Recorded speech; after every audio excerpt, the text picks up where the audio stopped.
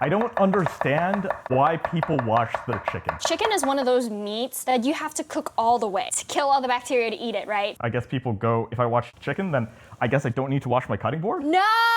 I've seen that, by the way. And they're like, oh yeah, like I wash it with vinegar and lime. If you're seasoning your meat, that's fine. I have also seen some people use straight up dish soap. Sorry, what? Like the tism in me is very literal. I cannot fathom eating dish soap. One of the most annoying things, in my opinion, about cooking. Even Yeah. if you're like, oh yeah, I'm gonna do a fast stir fry. Anytime you introduce meat, right? Like how many times you gotta wash your cutting board? It's actually more dangerous to try and wash chicken. You actually end up getting bacteria just all over the You're place. splashing the water around. You actually get it in more places than to just cook it. That's what cooking it does. It kills the bacteria. That's why we cook it.